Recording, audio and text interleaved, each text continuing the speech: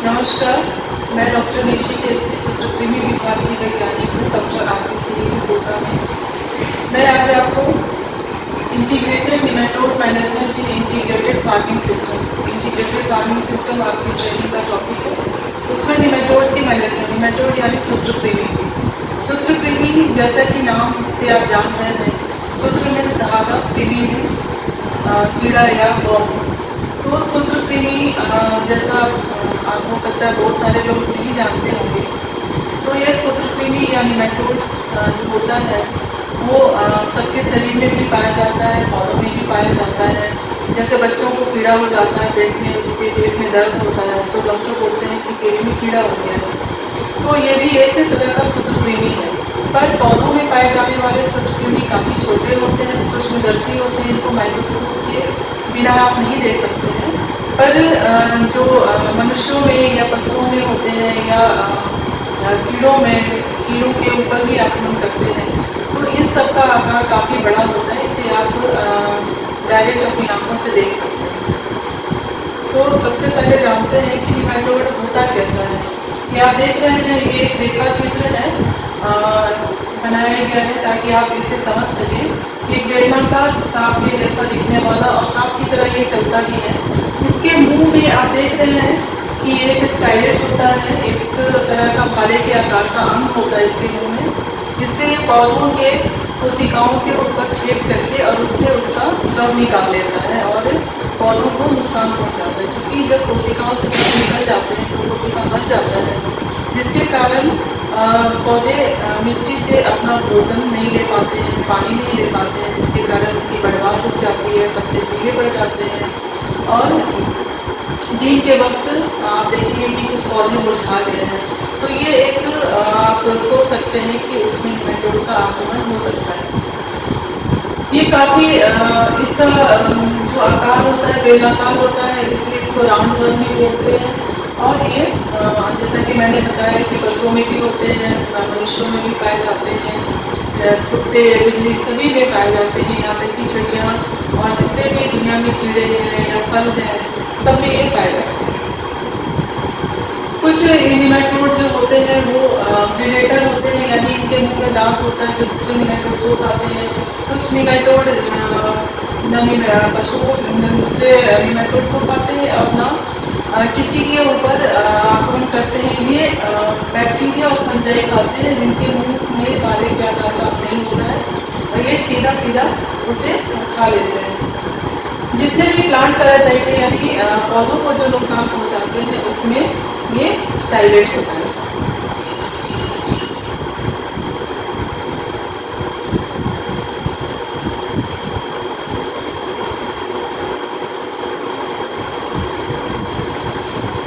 ये क्या इसके बारे में आप जानिए कि जितने भी दुनिया में कीड़े होते हैं उनसे भी ज़्यादा इनकी संख्या होती है, लेकिन इनकी संख्या हम इसलिए नहीं देख पाते हैं क्योंकि ये इनकी संख्या का 90% मिट्टी में पाया जाता है। और कुछ निमेटोड ऐसे होते हैं जो पानी में पाए जाते हैं, कुछ निमेटोड पौधों के ऊपर वाले भाग में आक्रमण करते हैं।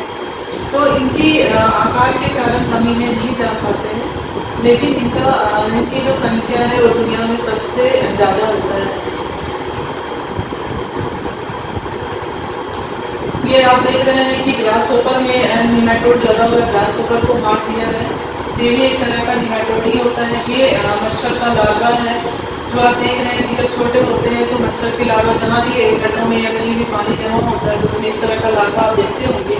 ये मच्छर के लार्वा है और इसको भी जब निमेटोड आक्रमण करता है तो इस तरह से ये लटक के मर जाते हैं। तो एक तरह से निमेटोड, कुछ निमेटोड हमारे लिए मित्र का काम करते हैं, हमारे शत्रु को मारते हैं।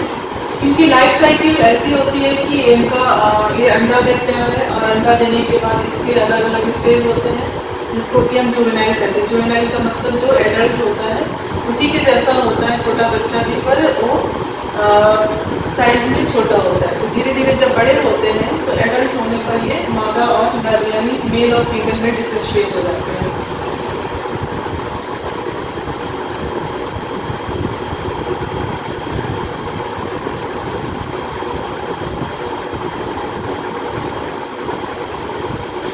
सबसे पहला निमेटोड है रूट नॉट निमेटोड। आप देखते होंगे अक्सर आपकी फसलों में इस तरह का छोटा छोटा गांठ बन जाता है।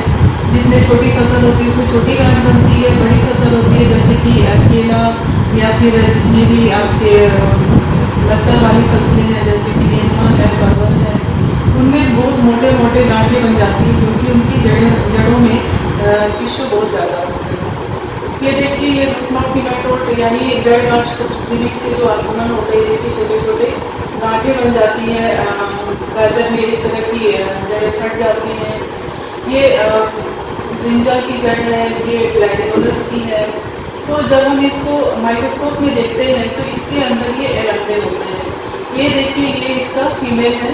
तो फीमेल जो होती है वो जड़ के अंदर जाके एक जगह खाती है और वो काफ़ी बड़ी हो जाती है और उसको जब हम देखते हैं तो वो करीबन 200 से 300 अंडे एक फीमेल ले करती है।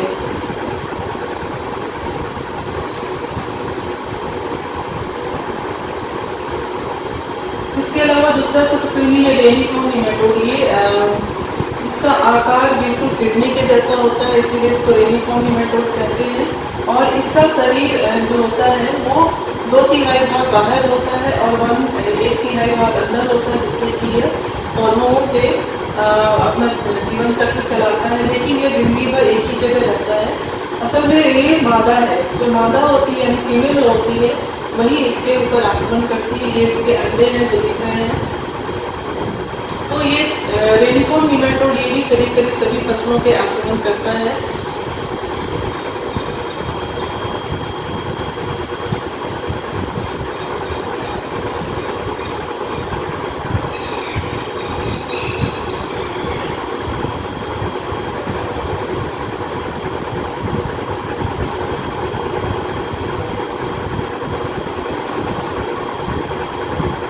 सिट्रस निमेटोड ये एक तरह का रेनिफॉर्म निमेटोड के ही जैसा है, पर ये नींबू वर्गीय फसलों में लगता है। जितने भी तरह के नींबू के फसल आप देखते हैं, छोटे बड़े या डंपा नींबू जो भी आता है, इन सब में ये निमेटोड लगता है। इसका भी आधा शरीर बाहर होता है, आप देख रहे हैं जड़ का ये सेक्शन कटा हुआ है। तो इसको लगने के बाद देख रहे हैं जो हेल्दी जड़ है, जो स्वस्थ जड़ है वो ऐसी होती है, और जब इसका आक्रमण हो जाता है तो जड़ों की वॉल्यूम कम हो जाती है, जड़ें कम हो जाती है और जड़ों के ऊपर एक तरह का लेयर आ जाता है, जैसे आप लगेगा कि उसमें मिट्टी लगा हुआ, पर आप धोने से वो मिट्टी निकलती नहीं है। तो इसका मतलब है कि सूत्रकृमि का आक्रमण हो गया है और इसके कारण पौधे कुछ दिनों के बाद धीरे धीरे ऊपर से सूखने लगते हैं। नींबू का पेड़ आप देखते होंगे कि ऊपर से कुछ डालियाँ उसकी सूख रही हैं, तो उसको डाइबैक कहते हैं। और इसमें धीरे धीरे फलन कम होने लगती है, फल का साइज़ कम होने लगता है और 10 से 15 साल में ये फल बिल्कुल खत्म होने लगते हैं और पौधा बिल्कुल मर जाता है। इसके बाद एक दूसरी तरह का निमेटोड है जिसे कि हम रेडोपोलस सिमिलिस कहते हैं, बरोइंग निमेटोड। बरो मतलब छेद करना, ये छेद करके आगे बढ़ता रहता है और एक जगह स्थिर नहीं रहता है, ये पूरे जड़ों में घूमता रहता है। तो जहाँ भी जाता है ये खाते हुए आगे बढ़ता है, जिससे कि सुरंग जैसा एक निशान बन जाता है जड़ में। तो ये भी तकरीबन बहुत सारी फसलों पे आक्रमण करता है, जैसे कि आपके जितने भी नारियल है या फिर नारियल से रिलेटेड वैसे उस टाइप के जितने भी क्रॉप होते हैं, या फिर आपके काली मिर्च का पेड़ होता है, लता होता है, उसमें भी ये आक्रमण करता है। इसी तरह से एक पेटालिंकस से ये भी क्या करता है कि पूरे जड़ों में घूमता रहता है, पर ये जहाँ भी रुकता है खाने के लिए वहाँ पे ये उत्तक जो होता है टिश्यू होता है वो जल जाता है। जब आप देखेंगे इसको काट के तो वो वहाँ से टिश्यू खत्म हो जाती है। तो ये भी करीब करीब बहुत सारे क्रॉप पे आक्रमण करता है।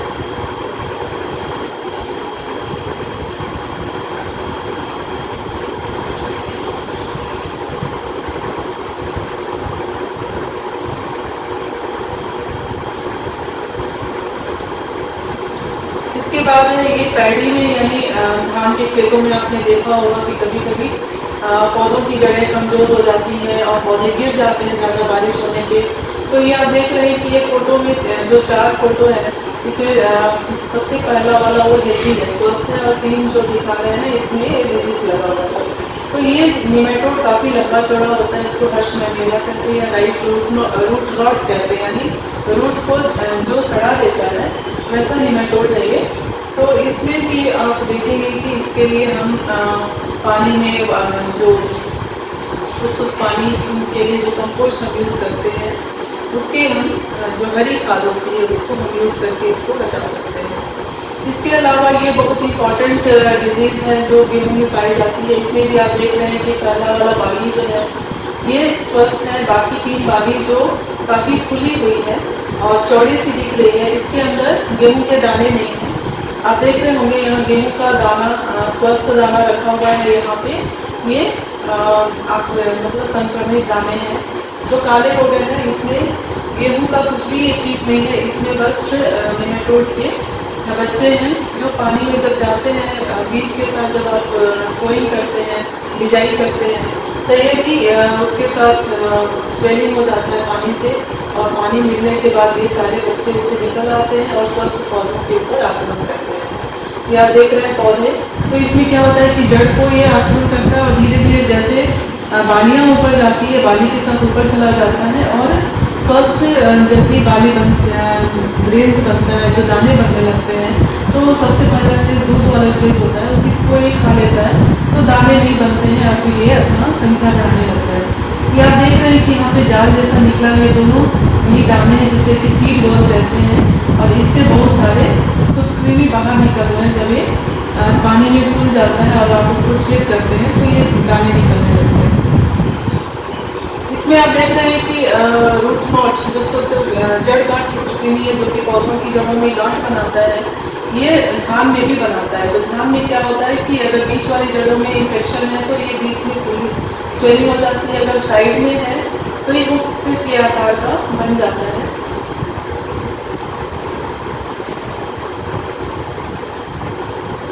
तो सबसे पहला सिम्टम जब आप चूँकि बहुत सारी नेमाटोड होती है वो मिट्टी में ही रहती है, तो मिट्टी में जब आक्रमण करती है तो आप उसको देख नहीं पाते, इसीलिए इसको गुप्त शत्रु भी कहते हैं। लेकिन उसका असर ऊपर के पौधों के ग्रोथ की स्टेज पर पड़ता है। जैसे आप देख रहे हैं कि यहाँ पे पौधों के पत्ते पीले पड़ गए हैं, मुरझा गए हैं पौधे, तो ये उसका सिम्टम हो सकता है।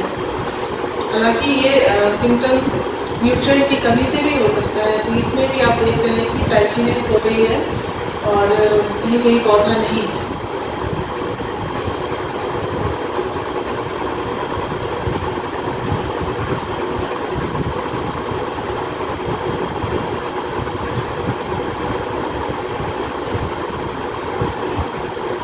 इसके अलावा एक और सूत्रकृमि होता है जो कि सिस्ट कहलाता है। ये किसी का पर्टिकुलर क्रॉप नहीं लगता है, मतलब इसके लिए एक पर्टिकुलर होस्ट ही चाहिए। अगर वो होस्ट नहीं मिलेगा तो ये मिट्टी में बड़ा होता है। आप ये देख रहे हैं कि आप इसको अपने आँख से भी देख सकते हैं, छोटे छोटे मोती के जैसे दाने होते हैं। जब ये यंग होते हैं तो वाइट होते हैं, फिर धीरे धीरे ब्राउन होते हैं और फिर ब्लैक हो जाते हैं। और जब आप क्रॉप हार्वेस्ट कर लेते हैं तो मिट्टी में गिर जाते हैं और मिट्टी में पड़े रहते हैं। जब ये नेक्स्ट आप सीज़न में आप क्रॉप लगाएंगे, जैसे कि आलू होता है, मक्का होता है या फिर अरहर होता है, उन सब में ये लगता है। तो जैसे ही इनको अपना क्रॉप मिलेगा उसी के साथ ही फिर उसमें से बच्चे निकल आते हैं और नए क्रॉप को इन्फेक्ट करते हैं। आप ये देख रहे हैं कि ये पिजन सिस्ट नेमाटोड है, यानी अरहर में लगने वाला सिस्ट है, जिससे बहुत सारे इसमें अंडे निकल रहे हैं। ये फीमेल नेमाटोड है। ये भी सिस्ट नेमाटोड है जो कि पोटैटो में यानी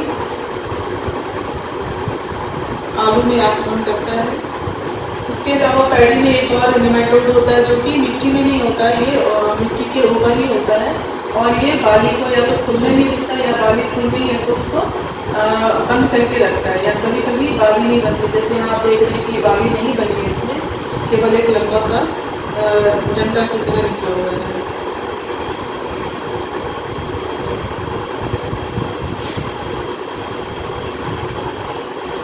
ये सिम्टम्स हैं, देख रहे हैं कि आप क्यारियों में लगी हुई है, क्यारियों में लगी हुई है और ये बीच की क्यारियों में जो पौधे हैं वो बीच की क्यारियों में जो पौधे हैं वो उसमें पत्ते पीले हो गए हैं और ग्रोथ भी कम है। इसका मतलब कि इसमें नेमाटोड का आक्रमण हो सकता है। इसके अलावा इस तरह की पैचीनेस आपको दिखेंगी खेत में, कहीं कहीं पौधे नहीं दिखेंगे, कहीं कहीं पौधे बहुत छोटे से दिखेंगे।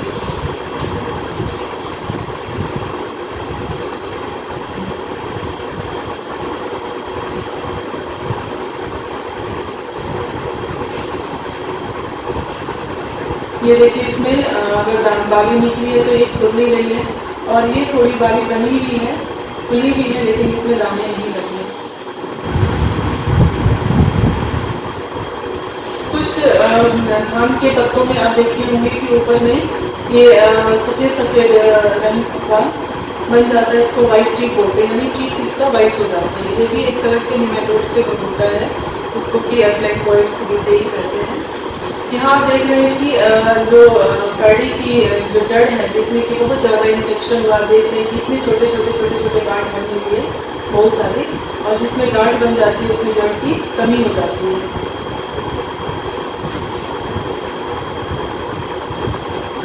यहाँ भी आप देख रहे हैं कि ये स्वस्थ जड़ है, और इसमें पूरी ये पैडी का ही जड़ है, दोनों ये स्वस्थ है और ये संक्रमित है।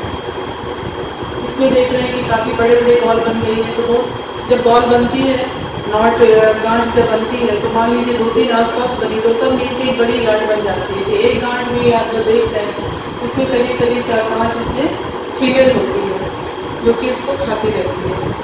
ये आप देख रहे हैं कि इसमें चिक्पी है, चिक्पी मतलब काला चना, चना का ये खेत है, और इसकी जड़ में ये गांठें आप देख रहे हैं। ये फील्ड पी है, यानी मटर के पौधे हैं, इसमें गांठें देख रहे हैं। इसमें मसूर है, फिर अरहर है, और ये भी अरहर है, ये मूंग है, ये उड़द बीन है। पिजन पी में सिस्ट भी लगता है, जो हमने आपको दिखाया था। सिस्ट लगने के बाद एक खेतों में आप देख रहे हैं कि पैचीनेस हो गई है, कहीं के पौधे नहीं है। मूंग बीन में भी है। रेनिफॉर्म निमेटोड जो हमने पहले बताया कि इस दाना से भी बाहर होता है, तो ये भी बहुत ज़्यादा इन्फेक्ट करता है दलहनी और तिलहनी फसलों को। ये देख रहे हैं कि ये जड़ों पत्तों में दाग हो गए हैं, जलने जैसा, तो ये भी फ्लैंक्वाइड्स के कारण होता है। फ्लैंक्वाइड्स निमेटोड जो पौधों के ऊपर में रहता है और आक्रमण करता है। ये देखते हैं कि ये होता है, पैसे गुलदाउदी जिसको कहते हैं। ये डेडरिंग डिजीज होता है नारियल में। नारियल में कभी कभी आप देखते हैं कि जड़ से गिर जाता है, या फिर उसमें पत्ते सूखने लगते हैं। तो ये जब जड़ को अगर गिर जाता है, उसको काट के देखेंगे तो ये लाल रंग का निशान रिंग की तरह दिखेगा। तो ये लाल इसलिए हो जाता है, पहले तो इसमें निमेटोड का आक्रमण होता है, और निमेटोड जब इसमें घाव बना देता है तो उसमें दूसरे जैसे पैथोजेंस होते हैं, फंजाई होते हैं, बैक्टीरिया होते हैं, वो इस पर आक्रमण करते हैं, जिसके कारण ये लाल रंग का दिखाई देता है। इसी तरह आपको इसमें बनाना में भी दिखेगा। बनाना के खेत में आप केले के खेत में बहुत ये प्रॉब्लम आती है कि अक्सर इसमें जड़ों से पौधे गिर जाते हैं, और इसलिए फलन में काफ़ी कमी आ जाती है। तो ये भी एक निमेटोड के कारण होता है, लेकिन इसमें निमेटोड के साथ फंगस और बैक्टीरिया का भी काफ़ी योगदान है। इसके अलावा मशरूम, जो आजकल बहुत सारे किसान भाई मशरूम की खेती कर रहे हैं, तो उसमें भी काफ़ी निमेटोड होता है। क्योंकि बटन मशरूम की खेती ज़्यादा करते हैं, बटन मशरूम में कंपोस्ट का प्रिपरेशन करना होता है। तो कंपोस्ट के प्रिपरेशन में अगर आप सही ढंग से स्टरलाइज नहीं करते हैं, या मिट्टी की ज़मीन पे तैयारी करते हैं कंपोस्ट की, तो मिट्टी में आप जानते हैं कि निमेटोड हर जगह होता है, तो उससे वो आ जाता है। आप देख रहे हैं कि इतने तरह के सूत्रकृमि होते हैं। इसमें कुछ सूत्रकृमि जो निमेटोड जो आपके मशरूम के फंगस को खा जाते हैं। मशरूम भी आप जानते हैं कि एक तरह का फंगस है, और हमने बताया था कि कुछ निमेटोड फंगस को भी खाता है। तो इसमें कुछ निमेटोड ऐसे होते हैं जो कि फंगस को खा लेते हैं। तो आप यहाँ देख रहे हैं कि अगर हेल्दी आपका कंपोस्ट है, तो इस तरह से बिजाई के बाद मशरूम का जाल फैलता है। पर यहाँ आप देख रहे हैं कि कहीं कहीं जाल नहीं है, इसका मतलब यहाँ पे निमेटोड का आक्रमण हुआ है। तो आप देख रहे हैं ये माइक्रोस्कोप से लिया गया फोटो है, जिसमें कि निमेटोड है, और ये मशरूम का जाल है, जिसके ऊपर वो अपना भोजन खा रहा है। ये भी बहुत तरह के होते हैं। ये देखिए यहाँ भी एक निमेटोड है, यहाँ पे एक लंबा सा है, और ये अपना मुंह यहाँ पे रखा हुआ है। ये तीसरे तरह का है, ये भी यहाँ पे खाना है।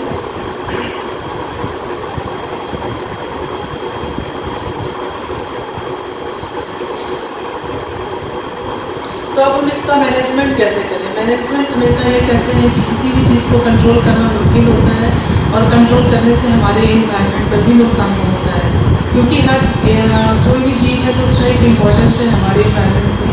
तो हम मैनेज करते हैं। मैनेज करने का मतलब इसका पॉपुलेशन इतना कम ले आए कि उससे हमारे फसल पे कोई आर्थिक हमारा नुकसान न हो, ऐसी कंट्रोल मेजर्स हम करें। तो कंट्रोल मेजर्स अब हमारे मैनेजमेंट वर्ड हम ज़्यादा यूज़ करते हैं। मैनेजमेंट का मतलब होता है प्रबंधन। प्रबंधन मतलब हर तरह से प्रबंध करना।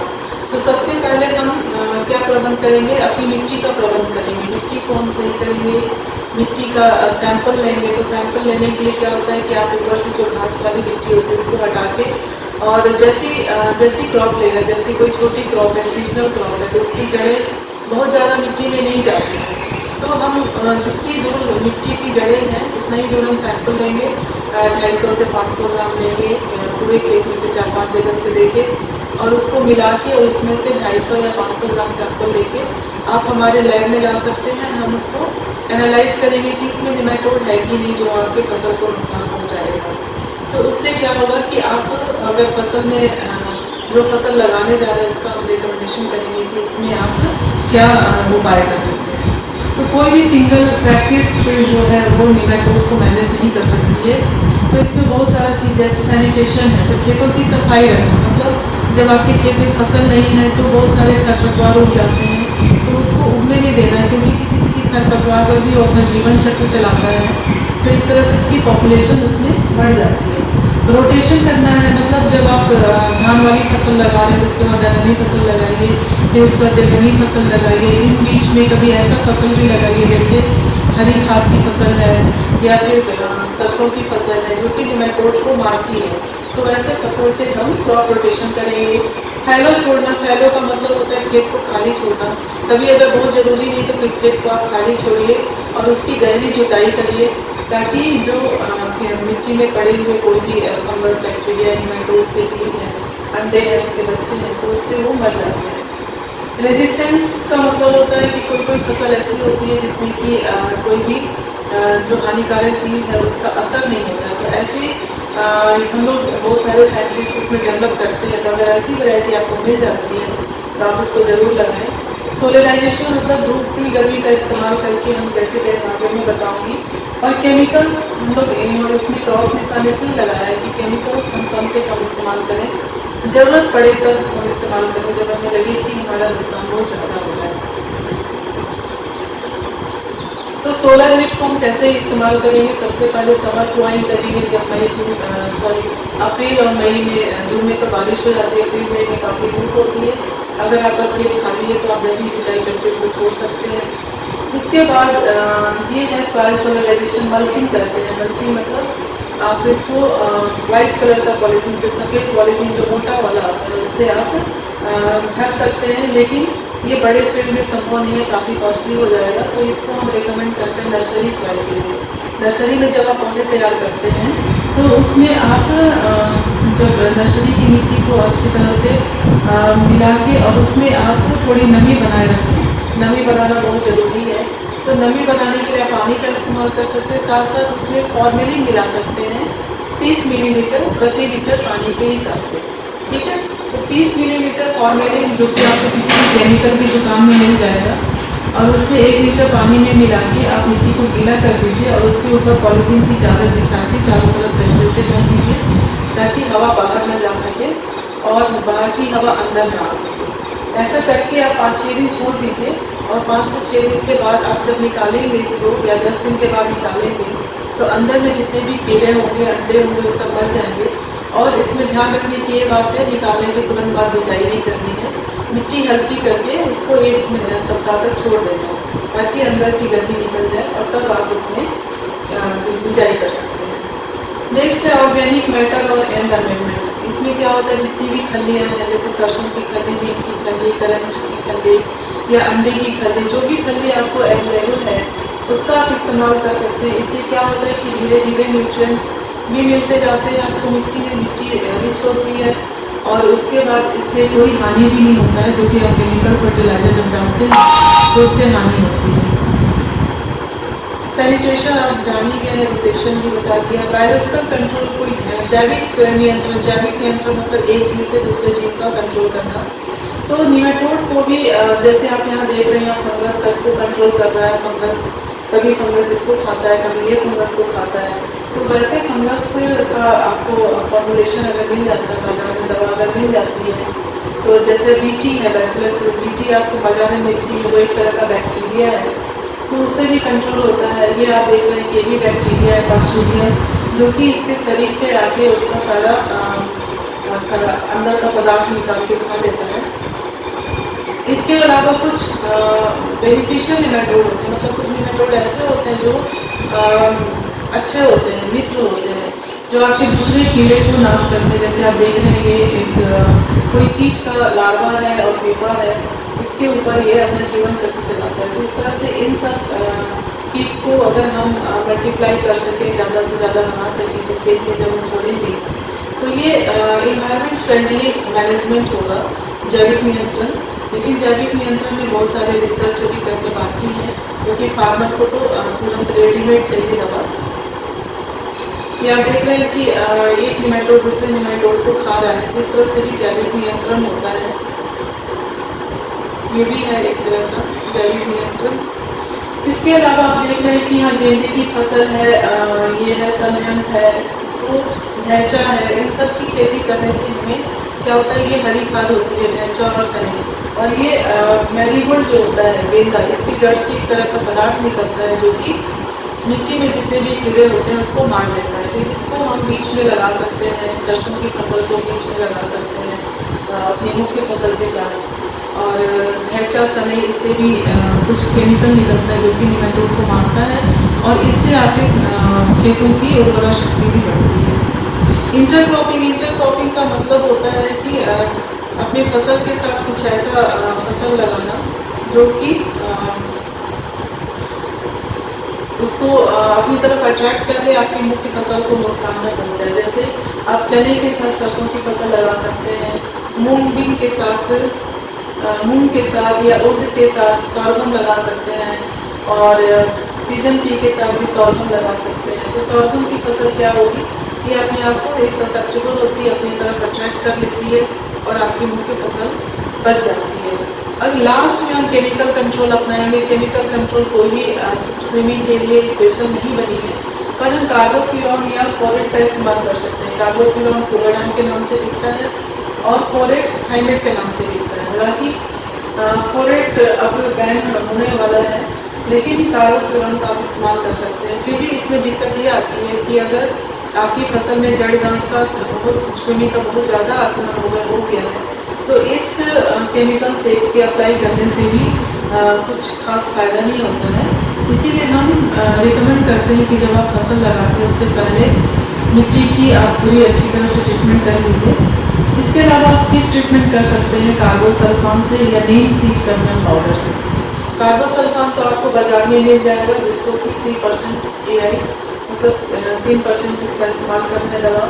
और नीम सीड कर्नल पाउडर का आप दवा खुद बना सकते हैं। नीम का सीड अगर मिल जाता है तो उसको सुखा के और उसके ऊपर जो हार्ड कोट होता है उसको तोड़ के अंदर से जो सॉफ्ट वाला नीम गिरी होता है उसको निकाल के आप सुखा दीजिए और उसकी पाउडर बनाइए। पाउडर जब बन जाता है उसका 40 ग्राम 1 लीटर पानी में, इसका डोज यही होता है 40 ग्राम 1 लीटर पानी में आप मिला के रात में छोड़ दीजिए और सुबह उसको निकाल के उसमें थोड़ा सा कुछ डिटर्जेंट मिला दीजिए ताकि ये पत्तों पर छिटके और जड़ में भी जाए। जड़ जब आप पत्तों पर छिड़कते हैं तो डिटर्जेंट मिलाइए और मिट्टी में जब डालना है तो डिटर्जेंट मिलाने की ज़रूरत नहीं है। तो इसका भी आप इस्तेमाल कर सकते हैं और इससे केवल निमेटोड ही नहीं बल्कि दूसरे जो भी फंगस और बैक्टीरिया है जो आपकी फसल को नुकसान पहुंचाते हैं उससे भी बचा जा सकता है। और इसके अलावा जो बटन मशरूम में हमने कहा कि बटन मशरूम में आप वो क्या होता है कि बटन मशरूम को जब फसल निकलती है तो आप हर दिन सुबह शाम की तुड़ाई करते हैं। तो इसमें क्या होता है अगर आप केमिकल का छिड़काव करिएगा तो आपके स्वास्थ्य के लिए नुकसानदायक होता है। तो इसमें हम रिकमेंड करते हैं वही नीम की बनी दवा 7.5 लीटर पर क्विंटल कंपोस्ट। तो ये जब आप बिजाई करते हैं उससे पहले मिला के आप उसमें लगा सकते हैं। ठीक है, तो इसी के साथ मैं यह समाप्त करती हूँ। धन्यवाद, नमस्कार। करना नहीं, चालू है।